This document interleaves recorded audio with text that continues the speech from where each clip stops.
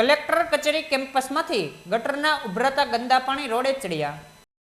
Collector કચેરી કેમ્પસમાં આવેલ નાગરિક સુવિધા કેન્દ્ર પાસેથી ગટર ઉભરાવાનો પ્રશ્ન ઉઠવા પામ્યો હતો.